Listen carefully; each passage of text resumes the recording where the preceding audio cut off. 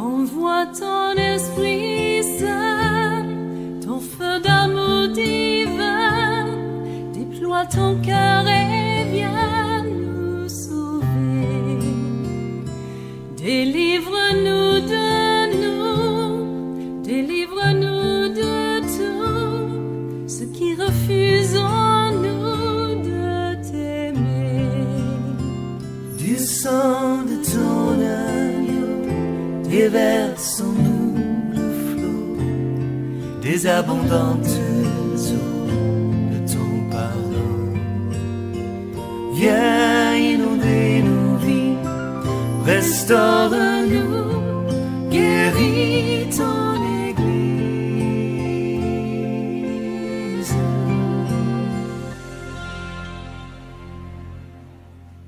Alléluia.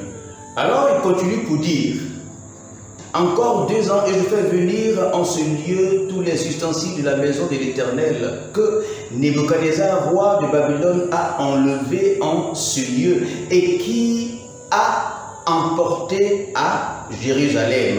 Je suis au chapitre 28 maintenant. Ok? Le chapitre, le verset 4.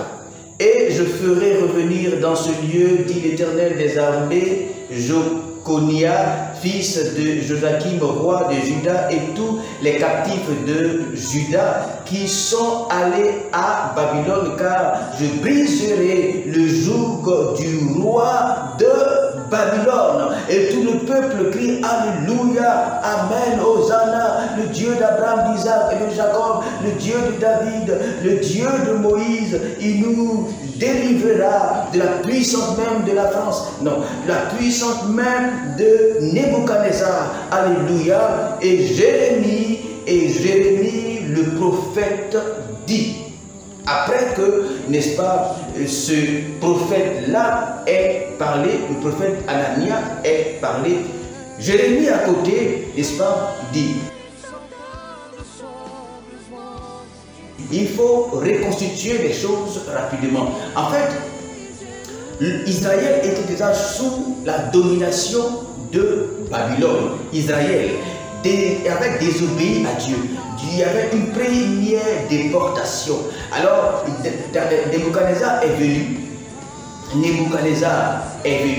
Il a dominé par la main de Dieu, par la volonté permissive de Dieu. Parce que le peuple de Dieu a désobéi à Dieu. Dieu était alors en colère. Dieu a fait venir un ennemi qui va les dominer et qui va partir après et qui va établir quelqu'un qui, comme un gouverneur en Guinée, comme ce qu'on voit en Afrique, afin que celui-là le rencontre et gère le pays pour lui, le dominateur, lui le puissant, lui qui vit là-bas à l'Occident, il met quelqu'un ici pour que la personne là, n'est-ce pas, mais bien entendu, il met aujourd'hui, on ne met pas de colons, mais on met des gens du pays sur le pays afin de gérer le pays comme, n'est-ce pas, le dominateur, n'est-ce pas, veut.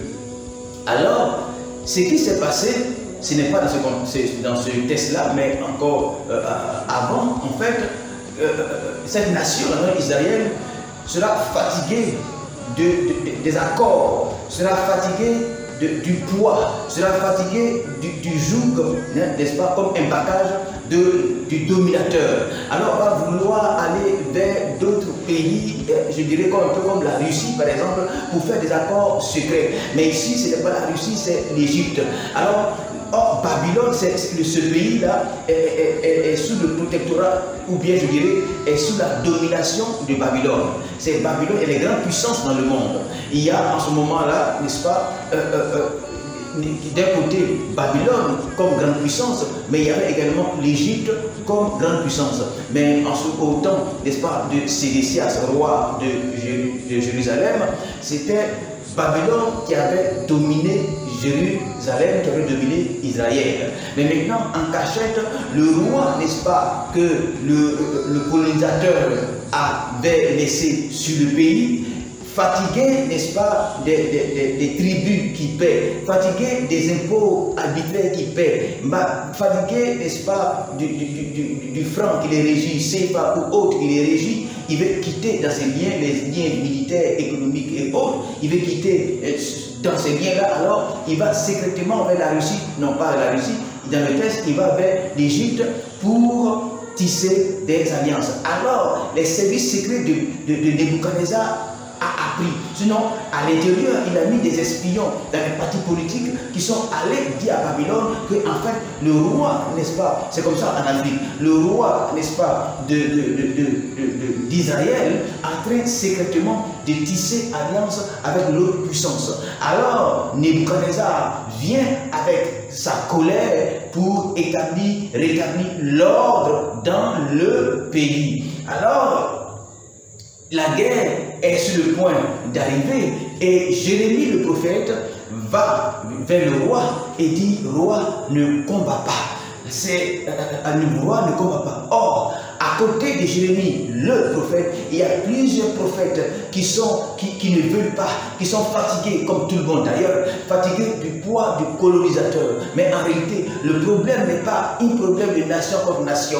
Le problème est entre la relation d'Israël avec son Dieu. Est-ce que toi, nation, est-ce que toi, église, est-ce que toi, peuple de Dieu, tu as d'abord réglé ton problème avec Dieu? En réalité, ce que tu vois est une conséquence de ta relation avec Dieu. Ce que tu vois est une conséquence de ta relation avec Dieu. Ce que tu vois est une conséquence de la relation avec le culte. Comment le culte est? Comment tu entretiens le culte? Est-ce que le culte est en bon état ou bien le culte est infect? Est-ce que Dieu prend plaisir à ton cœur? Est-ce que Dieu te prend plaisir à ton adoration?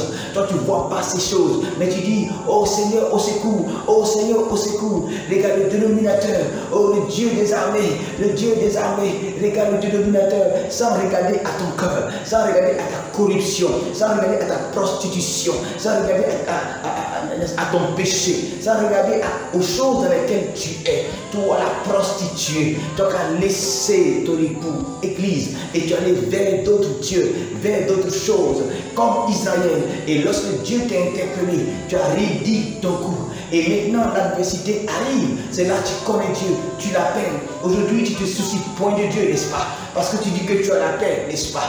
Mais regarde, écoute, aujourd'hui tes prophètes ne prophétisent plus, non, mais le temps arrive encore où ils vont prophétiser. Écoute bien, tu te dis non que tu es en paix, alors tu vas à tes besoins, tu fais les choses te concernant. Là, tu vas prendre les stars pour prier Dieu. Là, on n'est plus dans le pays, dans nos églises, pour faire des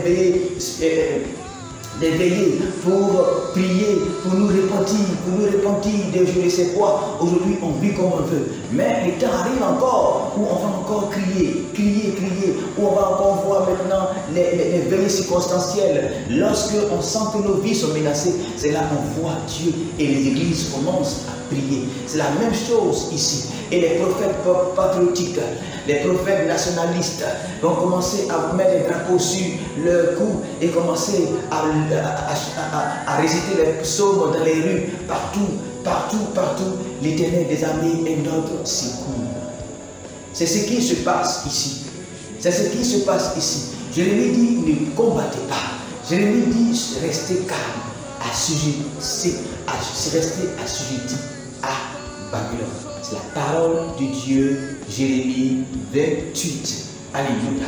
Mais la fibre patriotique est trop forte. Comme hier, autrefois, la fibre patriotique était forte dans le cœur de Jonas. Dieu l'envoie à Ninive, adversaire d'Israël. Jonas refuse d'aller à Ninive car la fibre patriotique le trouve en lui. Les prophètes patriotiques vont commencer à prophétiser.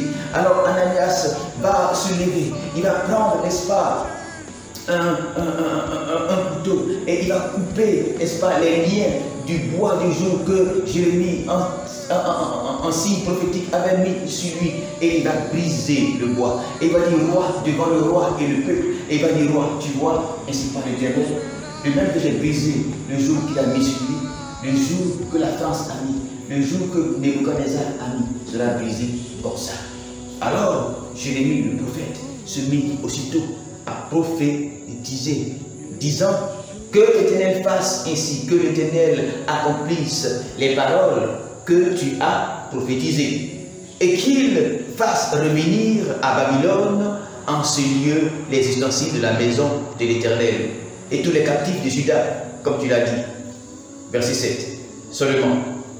Écoute cette parole que Dieu est en train de me dire. Cette parole que je prononce à tes oreilles et aux yeux de tout le peuple. Les prophètes qui ont paru avant moi et avant toi dès le temps ancien ont prophétisé contre des pays puissants et de grands royaumes la guerre, le malheur et la peste. Mais si un prophète prophétise la paix, c'est par l'accomplissement de ce qu'il prophétise qu'il sera reconnu comme véritablement envoyé de l'Éternel. Verset 10. Alors Ananias, le prophète, enleva le joug au-dessus du cou de Jérémie, le prophète, et il le brisa. Et Ananias dit en présence de tout le peuple, ainsi parle l'Éternel des armées. C'est ainsi que dans 2 ans, je briserai de dessus le cou de toutes les nations le joug de Nebuchadnezzar, roi de Babylone. Du sang de